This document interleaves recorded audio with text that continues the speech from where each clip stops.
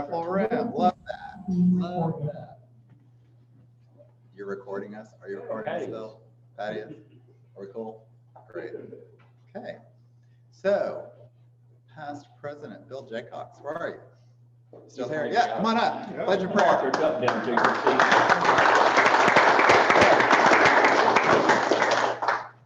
I'm here to do the pledge and the prayer. I can remember either one. Somebody asked me, do I know the words? Because it's been 2 years since I probably said either one of them. So let's do the pledge first. I pledge allegiance to the flag of the United States of America and to the republic for which it stands, one nation, under God, indivisible, with liberty and justice for all. Bow your heads, please. In partaking of this meal, may we remember those less fortunate than ourselves, and by our deeds in Rotary service, may the day be brought nearer when no one shall want for food or fellowship. Amen. Amen. Good job. Remember all the words. I remember all of them. You do even more than the other day. Very, very professional. I mean. Christy, you're just primed and ready. Come on up, Christy King, Family Rotary. Christy's here. Here. Twice. Okay, so for birthdays, we have a couple. Past President Jason Burnett is celebrating his birthday today. I don't know if he's on soon but happy birthday to him. And both Meredith Porter and Eddie Farhad are celebrating their birthdays tomorrow on June 16th. For wedding anniversaries, past President Gary Wilkinson and his wife Karen celebrated their 34th wedding anniversary on June 14th. And past President Harlan Boss and his wife Patty will celebrate their 37th birthday. Wedding anniversary on June 16th. We still got one more day, but Aren't you happy to have that reminder? And then as far as member anniversaries, Mayor Lenny Curry is celebrating 14 years with Rotary on June 19th, and Kyle Peters is celebrating 3 years with Rotary on June 19th as well. All right.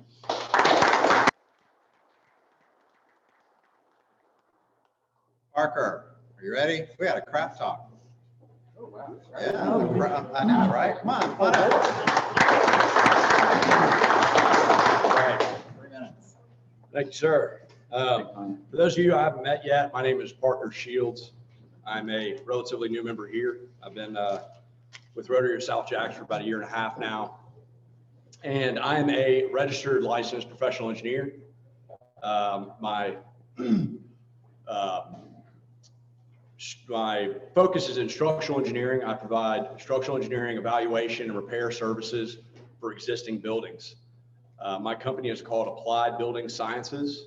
We're based out of Charleston, South Carolina, where I'm from. We have offices in Charlotte, Columbia, South Carolina, and as of 2019, Jacksonville, Florida. One of the interesting things I found about Applied Building Sciences when I came out of grad school from the Clemson University was that, go Tigers. One of the interesting things I found about ABS is a unique line of work that they provide. It's kind of a niche line of work in that they provide a lot of expert witness services for legal disputes involving construction defect matters. And I know we have a lot of attorneys in the room that are probably more familiar with that, but for those of you that aren't familiar with what an expert witness does, I have to say that the most relevant example I can give is if you've seen the movie My Cousin Vinny. It's a 1992 Danny DeVito classic movie where 2 young men are on the trial for murder, and the district attorney, who's played by Lane Smith, calls James Rebhorn, the actor who's an FBI analyst, to the stand, and he is an expert witness for the district attorney. And I wrote this quote down because I thought it was interesting. The district attorney asked James Rebhorn, "Have you come to any conclusions about the crime scene evidence?" And the FBI analyst says, "The pattern and chemical analysis of the tire marks left at the crime scene are identical to the tires on the defendant's 1964 Buick Skylark convertible." And so that can kind of give you an idea of what an expert witness is there to do. He's there to provide opinions to supplement the facts of the case.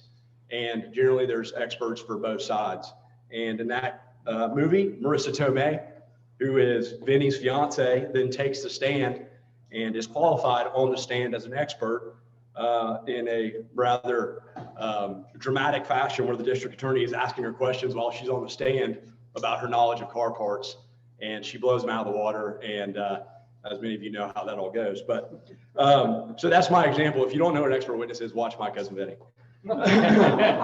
If anything, it's a great laugh. But we also provide, as I said, evaluation services, repair services for existing buildings. Since being with Rotary, I've had the opportunity to even work with several individuals here, attorneys, homeowners, suppliers, and I'm very grateful for those connections and those opportunities. If you have any questions for me about what I do, or if you have any questions regarding a building that you may be involved with, please reach out to me. I can give you my contact information. And anyway, I appreciate your time. Thank you very much.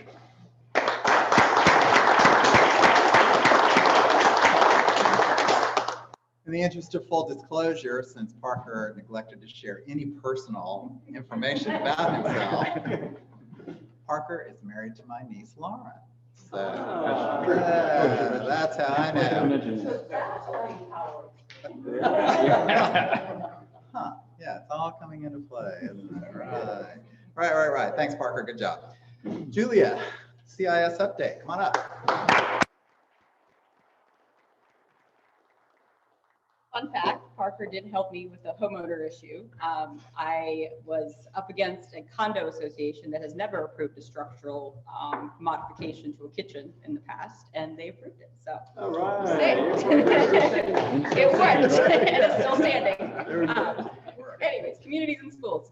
We have our event tomorrow. It's going to be awesome. We have about, I think, 200 to 250 backpacks that we're going to be able to stuff with all the donations. So thank you for everybody who contributed. And we're having the event. So 4:30 at the CIS offices. We'll probably start around 5 o'clock. So give you a little bit of time to get there. Where is that? That is on St. Augustine Road. I don't know the exact address, but it is in the email, and we can send it again just to make sure everybody knows. Show of hands, who is planning to be there? Okay, perfect. If you haven't RSVP'd, please RSVP just so we have an idea, but I think we're good. We're good to go and ready to go. And again, appreciate everything that you guys have contributed. It's going to make a huge difference for back to school when we really, really need it. Julie, how do we RSVP? It is, the link is in the gear. Okay. Yes. I was looking for that, I didn't see it all. Or good old DAC TV. Or DAC TV, yes. Yes, it's there, but yes, thank you. Yeah, thanks. Yeah. Eddie, come on up. Socks, yeah.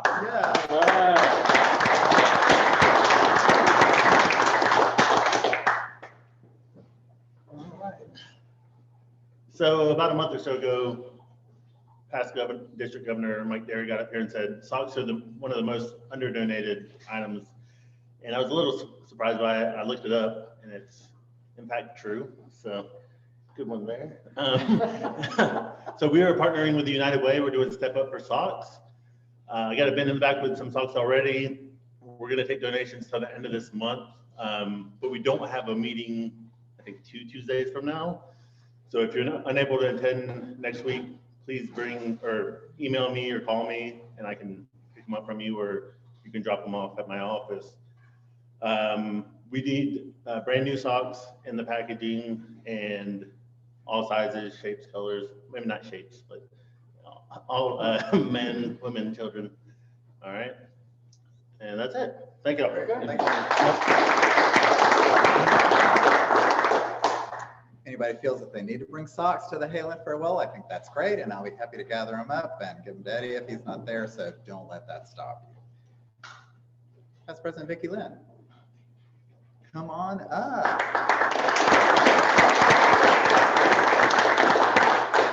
More projects. So we want to go out with a bang. Yeah. So I do. we really want to do a lot of service projects as we're wrapping up this year. And so something did go out in the gear on the 24th, which is a week from Thursday. we're going to be preparing at the Mount Olive Primitive Baptist Church, which is in Newtown. It's a great place to go if you go there during the day, out of there before dusk hits. It's at the corner of Myrtle and Beaver, but I'll get the address straight out. This is an absolute food desert. People shop for their groceries at Dollar General. And I actually had to get something last week when we were there from work, working with them at a grocery store. And it's like, you have to travel out of the hood. Otherwise, it's like someone's little house, little tienda. I work with a lot of frail elderly people, a lot of people on very fixed incomes. And food prices, if you don't grocery shop, have gone up tremendously. Several dollars a pound for food items, fresh food. So they go to Feeding America, they pay 19 cents a pound, and they need people to help actually put together the donated items in bags. They do a drive-through or bicycle through. People come through, don't have cars. A lot of them don't have cars in that neighborhood. Package up fresh food and then anything that's donated. So what we need are people to donate food. We will be hopefully getting some food from the club next Tuesday. And then we need worker bees. So people who want to package food or people who want to distribute, you do have to mask while you're there. And you probably want a mask while you're there. And we just load people's cars or bicycles or baskets. And I did it, it's hot. So it's like definitely shorts weather to do, but it's really, really satisfying to see the appreciation of the people in this good way to end our year. Great. So, thank you. Thanks, thank you. Okay, so it's not as much in the hood as she's making it sound, and you're not going to sweat to death, and it's like, we need to have a little sales course on projects here, I think. Yeah, everybody's like, I'm not going, but we would love to have you there, and we need you there. So please give that thoughtful consideration. Past District Governor Mike, you got something to say?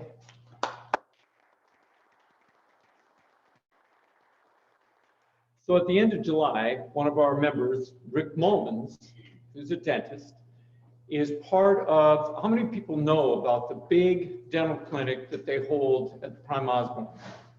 I really didn't know that much about it. And the fact that they set up 70 chairs in there and they have all the stuff, they have to set up all the stuff. It takes them about 15 hours with about 100 volunteers to set it all up. And that gives them the water, the power, everything, the dividers, the stuff so they can take x-rays and all the stuff so that you get that, like that you hear in your mouth when they're working on you. All that has to come down in 3 hours on Saturday at the very end of July. And Rick talked to me because he knew we've done gingerbread and we know how to get in and we know how to just grab something and start taking things apart. So I'm going to come back to you later. But really think about this. This is the last Saturday in July. I'll get information out to you preliminarily, and then I'll get more information so you can sign up. But it really has a huge impact. They've seen people now. Nobody was seen last year. It'll be 2 years of people that have not had any dental work. And they'll be going through everything from routine cleanings to root canals. So, if y'all can come out, it's going to be a great opportunity and it's going to have a big impact on the community over there. Thanks. Great, thanks. All you're doing is setting up and tearing down. You're not involved with any procedures at all. Nothing will be done to you. So if you have any dental anything, you don't have to worry about that either. We just need your help. Bruce Manor, introduce visitors and guests. Come on up, Bruce.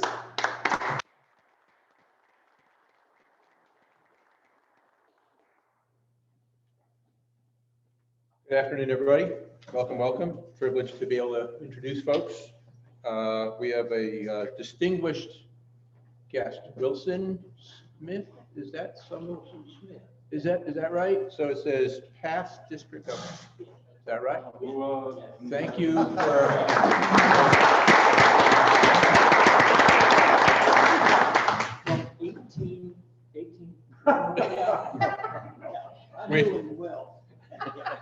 We have a couple of members who have guests. Robert Harris says Marcus Harris, student Bill me. I have. Is that how that goes, student? I have a son, Marcus, who's turning 13 on Friday, and when I found out what the program was, I wanted to make sure I want to drive. Thank you. And Mike, Dara, you have a guest as well? I have a guest who is the general manager at Theater Jacksonville, right across the way. The oldest, now 101-year-old, continuously serving. Not me, the theater. No, that's the one. But oldest community theater. So Michelle Kennedy, welcome to Rotary.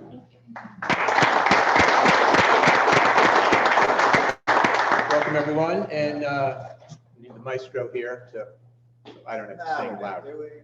I'm not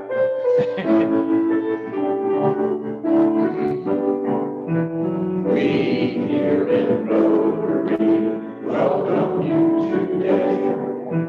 So glad you came along, glad you came our way.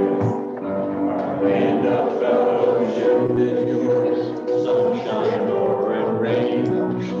We here in Rotary say welcome again.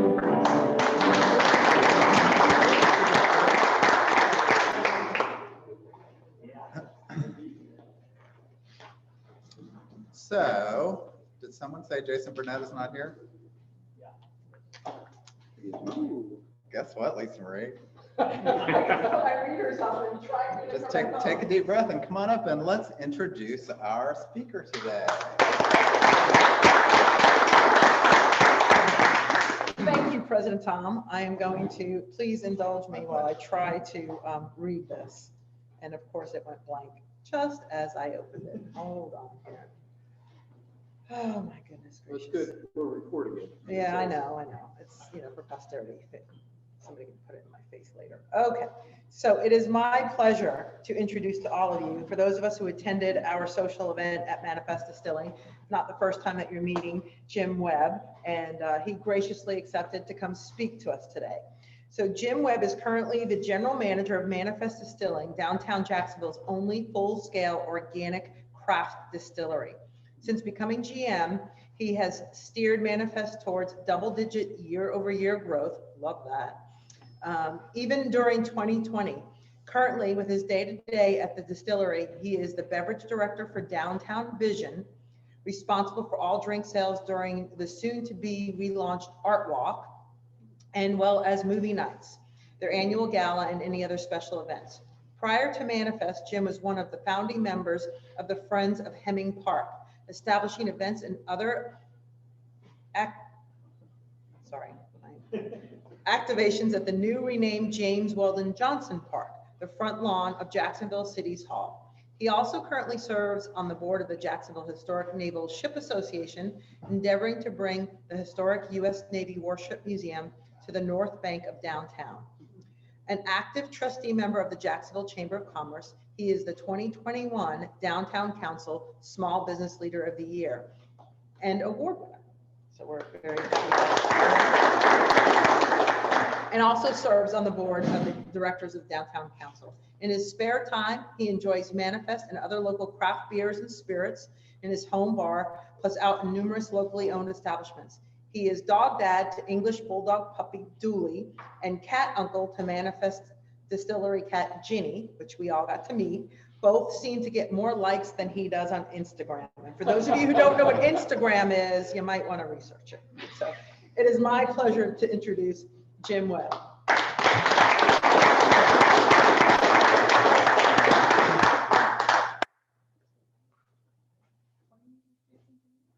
right, so I was told that I have about 2 hours, and so if you want to take a bio break right now, we're going to start 100 slides on the, over here.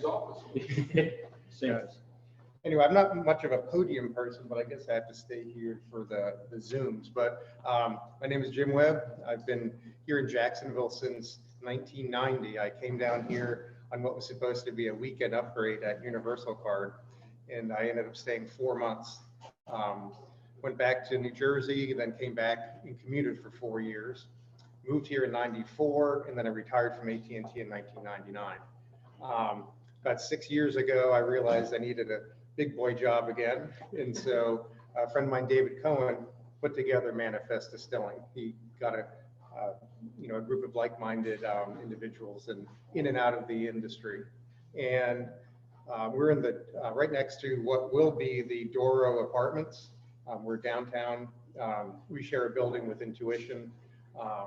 We're not the same company. People don't seem to understand that you can be neighbors and not be owned by the same people. So I get to the point now when people ask us, so Intuition owns you guys? I says, no, it's the other way around, just to keep things going. But both Intuition and Manifest, we restored that building. When we got there, there wasn't even a roof on the building. It had collapsed. But so we basically, just redid the entire building. One thing we didn't replace was the 27-year-old air conditioning, and that turned out to be a problem, especially in the summer now. So we're about, that's will be our big expense this summer, is replacing the air conditioning. But it gave us 6 years. But anyway, so Manifest, we're an organic distillery. What that means is that in our production space, we have a very limited use of chemicals that we can use for cleaning and keeping out critters and all that. And so Ginny is an approved organic mouser and palmetto bug chaser. And so we don't have many of either of them, but we make vodka, we make gin, we make whiskey, we make a couple small side projects like a coffee liqueur or a Fernet. And what's happening on July 1st of this year, well, basically in April, both the House and the Senate, with one negative vote in the House of Representatives, law was passed by both the House and the Senate that will allow us to actually make cocktails and sell them to customers. Right now, you can come.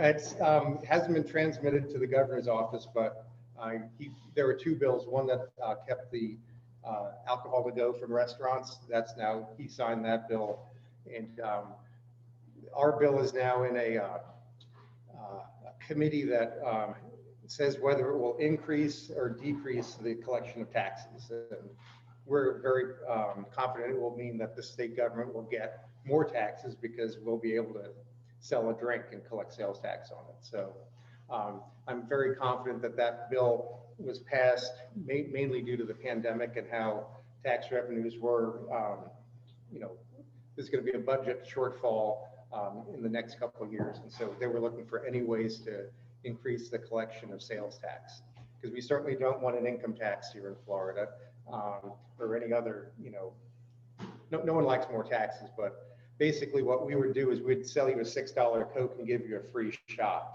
Now, unfortunately, we can charge you $8 for the entire thing and collect sales tax on it.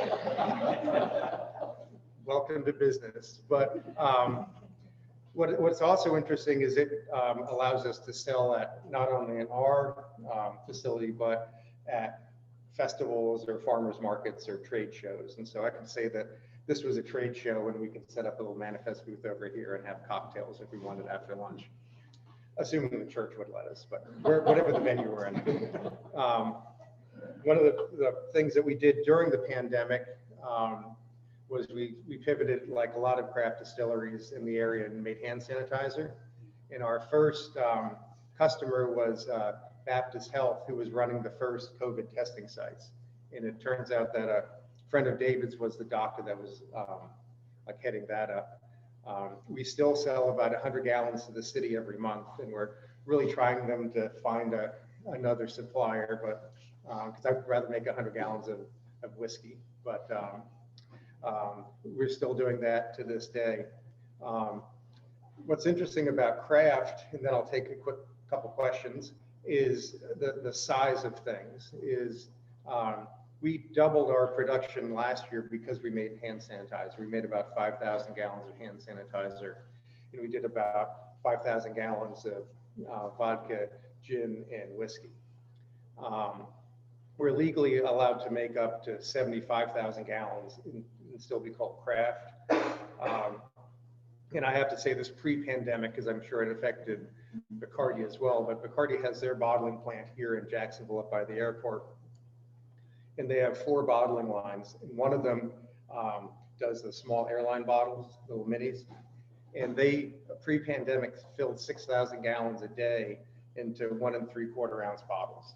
So every day they did half of our yearly production just into airline bottles. I'm hoping that with travel coming back that they're going to ramp back up to that. But when we joke that they spill more than we make, it's not that much of an exaggeration. They have between 3.5 and 5 million gallons of rum on site at any point in time. So like you see those big tanks and you think it's like jet fuel. Well, that's, you know, rum. And like us, they get their water. We call it Duval County spring water. You know, they get it from a well. We get it from the JEA. We both filter it and all that kind of stuff. But that's what, you know, when you look at the craft, how much bigger the Cardi or Grey Goose or Dewar's or someone is to us. So, but you can come down and see us. Some of you came down, you know, a couple weeks ago. Apparently, I'm doing the I tour and tasting for the West Rotary Club this afternoon. They're coming down to see me. But you can come down. Right now, we're open Wednesday through Saturday. In the evenings, 2 to 7. We'll be open for Jaguars games. And hopefully the governor will sign that bill before July 1st so that we can make you a cocktail. But if anyone has any questions. Yes, sir. I took your tour years ago, and could you confirm all the brands you make, all the alcohol you make, no matter what it is, they all start as a clear liquid. Right. When we're making spirits, everything first starts out as a beer. So like our whiskey, we make several, and it's called the mash bill, and it's basically the list of grains that's in it. Whiskey means a spirit made from grain. So that could be rice, it could be wheat, it could be barley. Funny story is someone made a buckwheat whiskey, and then some purists said, wait a second, buckwheat isn't a grain, it's a grass. And all of a sudden they looked at it and said, wow, you're right, this isn't a grain. And so it's now a buckwheat specialty spirit. But our rye whiskey, we have 2 recipes. One is all rye grain, so we get pallets of organic rye flour in. And then the other is a mix of rye and wheat. And so what we do is we take roughly 500 gallons of water, 750 pounds of grain, put it in a cooker and add yeast to it, and we make a beer. We then distill that, and yes, at that point now, everything comes off distilled clear, whether I'm making gin or whiskey or vodka, it looks the same when it comes off distilled. They certainly taste differently. And then the color comes from being put in the barrels. And we have 30 and 53 gallon barrels. And if you go to YouTube and Google barrel mill, there's a video set to like some heavy metal music where they show you how they make the barrels. And one of the last steps is the barrel before the ends are put on is put over a big flamethrower jet engine thing, and it just chars the inside of it. So it's like a Brita filter. So then the liquid goes in and out of that, but also into the wood. And that's where you get a lot of flavors, but most noticeably, that's where you get the brown whiskey color from. Yes, sir. So you mentioned you use flour, right? Are all the grains coming in are flour, ground like that, or are they actually in the seed form, like we corn get and that sort of thing? We get some. It's just we'd rather have, if there's a person or a place or a business that can do something better than we can, we'll let them do it. In that we have a very small grist mill, so we could grind grain into flour. But what we found is our little baby mill wasn't very good at that. And it would take like 2 days to grind 500 pounds of flour in this little guy. It made a big mess. It was very dusty. And more importantly with that, with dust, when I was 17 years old, I took a summer job up in Massachusetts, and I worked at a Mill River Flour and Grain. And I went up there at like 140 pounds, and all summer I picked up 50 to 100 pound bags of grain and put it on a vibrating hopper, and took the rocks and the dead rodents and the ergot out. We kept the ergot to ourselves. Google it, and that's basically LSD. And ground all that grain into flour. But we had these huge mills that were about the size of each of these tables, stone mills and all that. I would love to be able to do that at Manifest, but the key point there outside of the ergot is that dust. If this room were filled with that dust and you lit a match, it would explode because it's lots of surface area and lots of air. And so it became a safety issue at the distillery as well. So what we do is we have a farm that we get the wheat and rye from, and it's actually kind of fun. It straddles the Canadian-US border, and on the US side is where the wheat is grown, and on the Canadian side is where the rye is grown. And they're both heirloom seeds, so they have a lot more flavor than the stuff that's been GMO'd to make, Wonder Bread. And they have a grist mill on site, and so they grind the grain that they grow for us up there and send us it in bags on a pallet. In the back. Is there still a bottle limit on what you can purchase from the tap room or tasting room? Yes, when we first opened, it was 2 bottles per person per year of anything we made.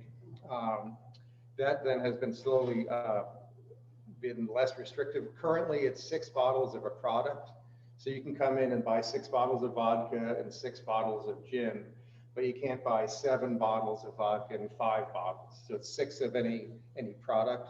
And that goes away when the governor signs that bill that's sitting, Senate Bill number 46. If you want to Google it like I do every day and see where it is. One other question. I was in the beer business for the last 10 years. Okay. Is there any place for Florida to adopt self-distribution for some smaller companies? Self-distribution is that phrase that gets the bill shut down right now. What he's talking about is it's called a 3-tier system where we're a manufacturer, and this was set up after prohibition was lifted, where basically the states were said you have to sell alcohol, but we're gonna let you regulate how you do it. So they created this convoluted system where we're up here as a manufacturer, and we can only sell to a distributor who then sells to a retailer who then sells to the consumer. We've carved out in the manufacturer here craft that says we can sell to a consumer directly, but only in our space. So self-distribution sets off the distributors in here, and it lights their hair on fire, and they get really, no, we're not gonna let you do that because you're cutting into their space. But once again, when we make 1 day's production of airline bottles worth of product to Bacardi, we are not taking away even 1/10 of a % of anything. It's just they don't want to give up anything.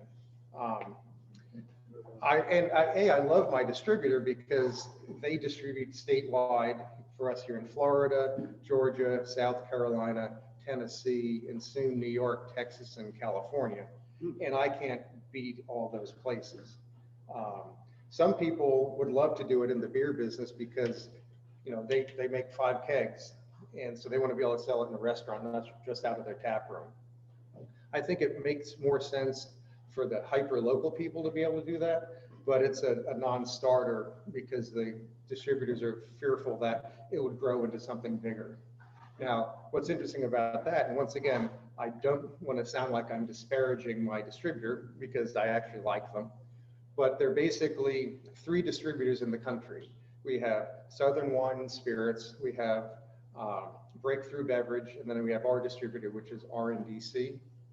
And what's interesting about that is from that model, that means that they get a cut of everything that's sold in this country, whether it's beer, wine, or spirits, depending on what they do. A lot of them aren't in the beer business anymore, but if you think that they take, 25% markup, like we sell vodka to them for $15, they sell it to a liquor store for $22, and then they sell it to the consumer for $29, just rough numbers. These 3 companies control 75% of all of that in the country, and they're all privately owned, and they're all family owned. So you can't invest in any of these companies. And so just imagine 3 families make 25% of every liquor sale in this country. So they're very rich, very wealthy, and very don't want to give up any of that. So, yes, sir. If I was told correctly, and this was many months ago, the area down where you operate, around the stadium, ballpark, et cetera, Sure. that there is now a 3-day window, including the day, event day, let's call it event Right. day. There's a Yeah. 3-day window in which you can wander around with an open Right. container and enjoy your adult beverage. Is that accurate? And if so, are you going to be able to do that also with something a little stronger in the adult? Sure.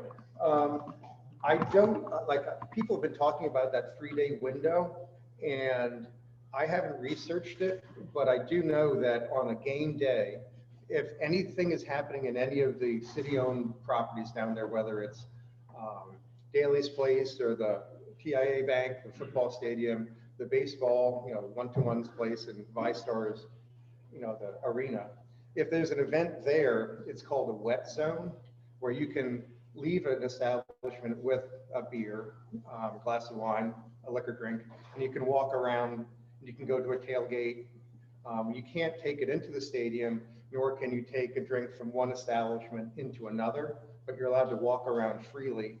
And that came out of when the Super Bowl was here, and the city cracked down on public drinking in parks.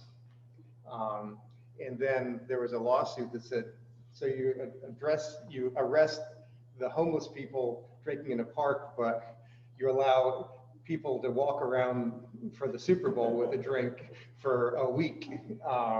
What's the deal? And so it came out of leveling that playing field. You can't drink in parks, but there's this delineation of if you go over to where the Historical Society is, I think they're in the zone there because they rent parking, but you can't drink on the other side of Duval Street. And so if you go look at the ordinance, it drops inside this wet zone where you're allowed to do that. People have been talking about this 3-day window. I haven't checked on it because it really doesn't affect me yet. But also, I've seen what's happened when we've done a special permit and did stuff during like Florida, Georgia, and all that kind of stuff. That it definitely brings in sales, but I don't know whether it's the best sales we could have. Yes, again. In March of last year, when they announced the emergency and said, okay, all of the nightclubs and the bars and stuff, they're closing. As I recall, there was a real concern that all of the niche distilleries and like Intuition, all the others, all of a sudden their sales were, the thought was they're going to evaporate. How are they going to survive? Well, how did they survive? And is it like the cruise industries? Just this morning I saw, oh, they're all getting ready to go back, but they've got incredible debt loads now. Yeah, I can't talk directly to craft breweries. What I can say is for us, when all the bars in the on-premise, what we call it, like a restaurant, when they shut down, of course, fortunately for us, liquor doesn't spoil. Open wine does, keg beer spoils, packaged beer doesn't. But what happened is, luckily for us, we had distribution into off-premise markets like ABC Liquors, Total Wine, Rowdy's, Riverside Liquors. And so what we saw was, before the pandemic, we had about 30% of our sales to off-premise and 70% to on-premise. When on-premise shut down, people still craved drinking, and so it shifted, and we went to 70 and 100%. And then after things started to open up again, it was like it's 70-30. And as things are opening up, luckily again for us and for a lot of the local stuff, is the off-premise is still super strong, and the off-premise is super strong, on-premise is coming back. So we're looking like we'll be 20 to 30% up, because a lot of people are still like hesitant to go out, and a lot of people are like, I need to get out. A key thing with breweries though, and I know this anecdotally and by reading the newspapers, when all this shut down, all these places that did kegs, and that's where a large majority of local is just kegs, not canning, because they don't have the canning lines. People that had keg only sales were really hurt because you don't go to ABC and buy a keg and take it home. You can, but it's not a common thing. But more importantly, what happened is all of these, like, just think of every sports arena out there that has draft beer. All those kegs were still there. And there was an article, you can't put beer in a full keg because there's a system where they constantly are taking the empties from the stadiums, taking them back to the breweries, they clean them, they refill them. But there were millions of kegs stuck in closed restaurants and bars and arenas. And then the breweries were, now we're starting to come back. We need the empty kegs back. And they weren't because they were stuck everywhere. And so that was a big problem. So, yes, ma'am. One of the partnerships you did during the pandemic, which I applaud you and all of your staff, was so many nonprofits who were trying to figure out what we were going to do about fundraising. Mm-hmm. And by making these Zoom meetings more special, you created these packages with sometimes with a caterer and individually. But speaking of empty bottles, I have several, and I just wondered, is that something that you ever want, does that ever come back in terms of like how that would work in our community? Yeah, to recycle, because they're not all the same. Yeah. And in case anyone's wondering, it is organic because I'm allergic to vodka in every other form, except if I get it from you, because it starts the same as their gin does, and I have no problem. And it's because there's no preservative, there's no nothing in it. It makes all the difference. But in terms of the glassware, I'm running out of places to put bud vases. Mm-hmm. Sure. One thing to key on that, in the United States, you can put 2.5% sugar into vodka and not even mention it on the label anywhere. It's just one of these little things. And what that does is it thickens it up so it's smoother. We use potatoes and they do that naturally, and that I call them oils, which people think has calories, but it's more like an ester in the potato. It comes to the distillation and makes it thicker. And so it does that naturally. But to your main point, we tried to have bring the bottles back and we'll recycle them, because even at the distillery, we go through dozens of bottles a week doing tastings and all that. There is a recycler here in town for all the paper and cardboard, but on a commercial level, Duval County does not recycle glass because it unfortunately is a cost. We used to be able to, crush it and reuse it.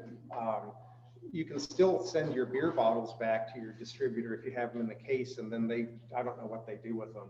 But unfortunately, it's not, I wish I could do it because I don't like all the waste, but unfortunately, we'd have to pay to have it recycled. She was looking for free refill. I was actually. Yeah, after we're still using single-use plastic cups, because I make a joke that if I were in a bar and I got a glass and there was lipstick on it, it's not my color, it's not my shade. But today is I'm gonna die if there's stuff on it. And so I wish we could refill a growler or something. And maybe one day we'll be able to figure that out. But right now, that's the other thing. It's I go through cases of 1,000-count 1-ounce cups every month.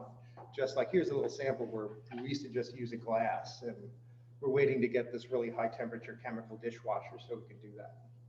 So you mentioned with recycling, the city doesn't do glass. What happens? Because I put my wine bottles in there, I put my liquor bottles in there. On a residential scale, they do that. Oh, they do, okay. But on a commercial, we looked into it, and it would be a $3,000 a month dumpster where we had to sort it by color, and it just wasn't viable for us. Yes, if you go in North Carolina where you take your garbage and all, you have to put green bottles in one area, Oh, yeah. and brown bottles in another. Yep. In parts of Atlanta, you have to buy the garbage bags, up in Duluth, you go to the store and there's a purple garbage bag that you buy that has the Duluth City logo all over it.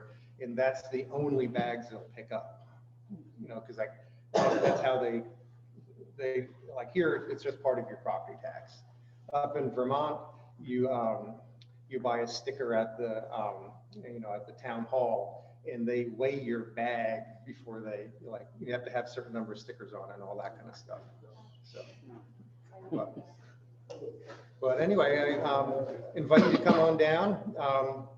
I also have stuff in my truck if you want to tailgate in the parking lot. In the Baptist church parking lot. Forgiveness is their mission. It's outside, it's like, doesn't count. Yeah, exactly. Jim, thank you. We'll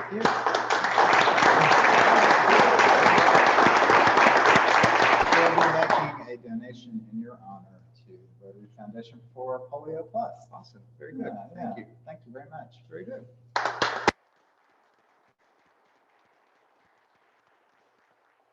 We'd all like to thank you as well for redefining our impression of what organic means with like rocks and dead vermin, apparently. So, there's your secret, right? All right. So this is your reminder to RSVP for everything that you want to attend. And so that Patty knows you're coming. We have a good group here, and I think that we had a good number of responses, so that helps us every week. Don't forget to bring socks and non-perishable food for next week's meeting and the Hail and Farewell, so we can continue our service projects and get those finished up. And next week, thanks to Julia Kalinsky, we've got Brandon Starks and Tony Boudreau to present the Brumos collection, right? Yeah.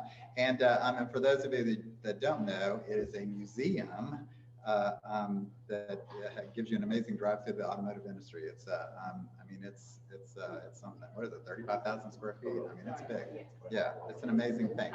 Yeah. So so that's an exciting way to end our actual year next week. So be sure and sign up for that. And then June 29th is our Hail and Farewell, which is that Tuesday evening. There will not be a lunch meeting that day. So please be sure to RSVP for that as well. And so as we end our meeting, please stand and join me in the Rotary motto. Service above self, one promise, no service.